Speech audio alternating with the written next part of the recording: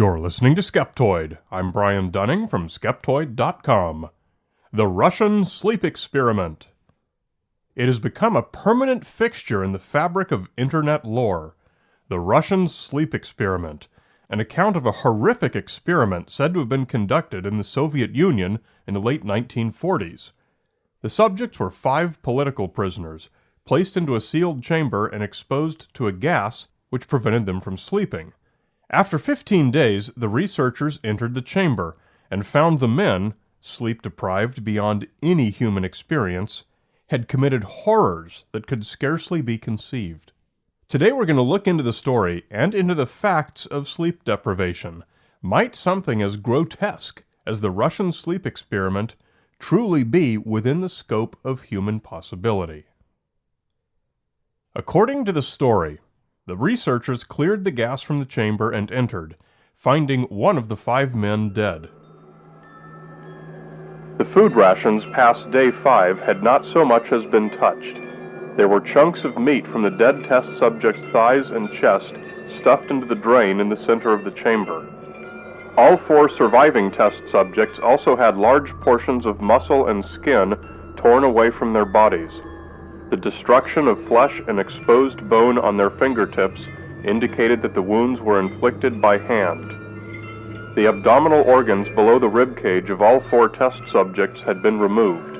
While the heart, lungs, and diaphragm remained in place, the skin and most of the muscles attached to the ribs had been ripped off, exposing the lungs through the rib cage.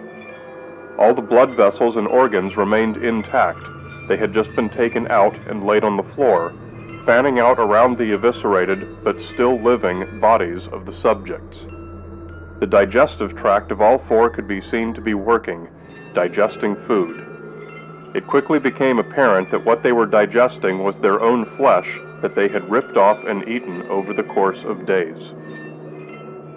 Those questioning whether or not this was a true story didn't have to do very much work. It's a widely published fact that the Russian sleep experiment was a piece of fiction, posted anonymously in 2010 to Creepypasta, a website that showcases scary fictional tales. Despite this, there are always conspiracy-minded people insistent that the story is true, or was leaked from some secret government lab. But no matter how strong their desire that this be the case, nobody has ever turned up anything like that. Sometimes a creepy story is just a creepy story. But that's not the interesting part. The interesting part comes when we ask whether the story is plausible. What would happen to people if they were forcibly deprived of sleep for that long? Would they go crazy, attacking and eating each other like zombies? Let's open our books of medical research and see how close to the truth the Russian sleep experiment might be. We're hampered by the fact that experiments like this are unethical and would be hard to conduct today, so there isn't a lot of research out there. But fortunately, we are saved by the patron saint of unethical human experimentation, the military. Most world powers would love to have super soldiers who can be active 24/7 without a vulnerable period of daily sleep, so most of them have invested in experimentation. During the Battle of Mogadishu in 1993, American Special Forces battled Somali fighters who chewed khat, a plant that is a powerful stimulant. This allowed the Somalis to be ready to fight at any time and to remain active well past the time the Americans became fatigued. The world's militaries took note. In 2008, the Pentagon released an independent study commissioned by their Office of Defense Research and Engineering, titled simply Human Performance. It said that 86 different drugs have been tried. Oh, where would human experimentation be without the military? With a small number showing promise. Caffeine, for example, was found to confer resistance to slowed performance on tests of reaction speed and mental acuity, even after 3 straight days, 72 hours, of high-intensity training with no sleep. But other skills like marksmanship declined almost as much as for those who took no caffeine. The importance of this to potential combat situations is clear, and from that perspective, it's entirely plausible, in fact, almost certain, that something like the Russian sleep experiment would have been tried. The Pentagon report also describes results of a psychomotor vigilance test, which is where you react to a visual stimulus on a computer screen by pushing a button or doing some such thing. In unspecified testing, subjects were allowed either unrestricted sleep, or 8 hours of time in bed per day, or 6, or 4, or 0. The test ran 14 days. Subjects allowed 8 hours in bed, which seems ample, still scored 3 to 4 times as many errors on the tests after 14 days than did the unrestricted subjects. The 6-hour group scored 11 times as many errors. The 4-hour group scored 16 times as many. What about the group that was allowed no bedtime at all? Well, that experiment was terminated after only 3 days, at which time that group was also making 16 times as many errors as the unrestricted sleepers. Another test found that elite Army units who slept no more than 3 hours a night over a 53-hour field combat exercise scored several times worse on the tests than did people who were drunk. Clearly, you don't want to be a sleep-deprived soldier. Or an astronaut. Research done in China in 2015 tested the effects of sleep deprivation on astronauts in simulated environments. After 3 days of sleep deprivation and confinement, astronauts were run through a battery of tests. Their psychomotor skills were greatly diminished, but their perception and their judgment changed to a much smaller degree. But these people all stayed awake no more than 3 days. Russian sleep experiment subjects are said to have gone 2 full weeks. About the closest thing to this time span in the non-fictional science literature was an experiment in 1968 that subjected 4 young men to 205 hours of enforced wakefulness at the UCLA Neuropsychiatric Institute. Psychophysiological tests were given 4 times a day, and scientists noted their mood, behavior, and other indicators around the clock. Personality and logical thinking tests were administered. After a few days, they began having increasing lapses, periods where they would appear to sleep for a few seconds even with their eyes still open, then jolt awake. By the 5th day, they reached a turning point, where they began to recover somewhat from irritability and other symptoms.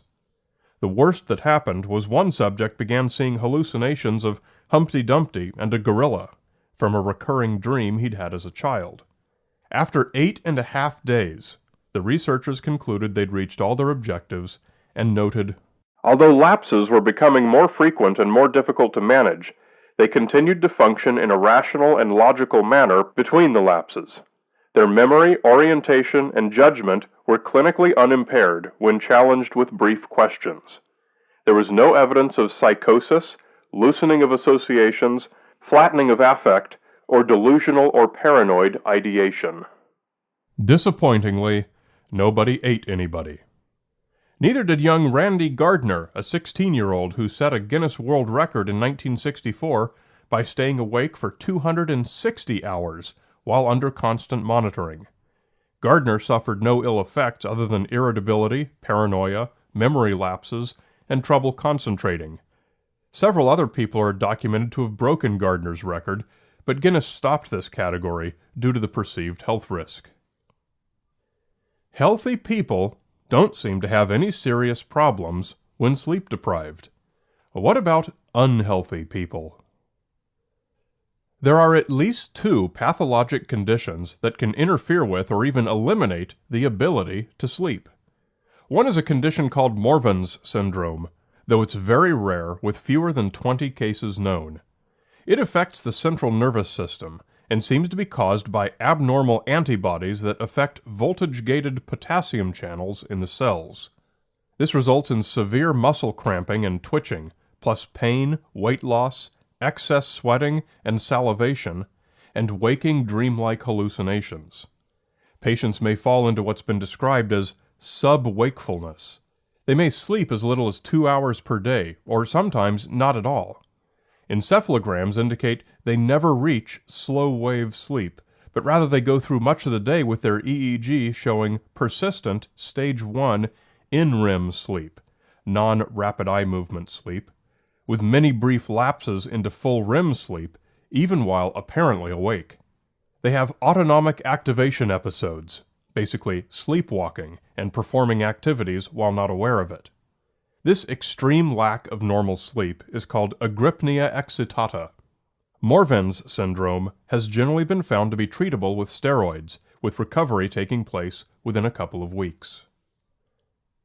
The other condition is more frightening. It's called fatal familial insomnia, and as its name suggests, it is an inherited condition that affects families.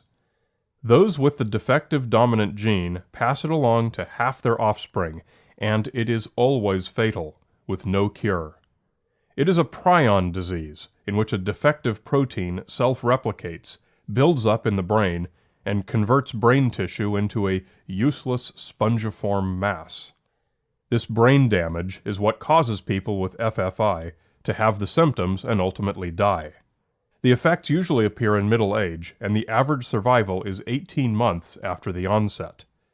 The first symptoms are confusion, paranoia, memory loss, and insomnia, followed by panic attacks, hallucinations, and increased insomnia, and finally progressing to unresponsiveness, total sleeplessness, and complete dementia. The patient often remains in this terrible state for several months before death. Fortunately, FFI is extremely rare, having been identified in only about 40 families worldwide. So whether the sleep deprivation is the result of disease or is imposed by circumstances, in neither case do patients eat people or otherwise experience radical changes in personality or value systems. Certainly, none of the subjects studied have ever been found to be a danger to themselves or to others. All of this, taken together, tells us one thing: the Russian sleep experiment is not representative of what's known to happen when people are sleep deprived. It's pure fiction. Sleep deprivation brings a battery of penalties, but changes to morals, judgment, and overall behavior are not among them. Chalk up one more piece of evidence that the story isn't true, but as is the case with so many urban legends, what we can learn from studying the science behind them is almost always more interesting than the legend itself. You're listening to Skeptoid. I'm Brian Dunning from... one more thing. Please become a member if you're not already. Come to skeptoid.com/members. You can get all kinds of free stuff. You can get extra content emailed to you every week. And remember, we're a listener-supported organization. I'm Brian Dunning from Skeptoid.com.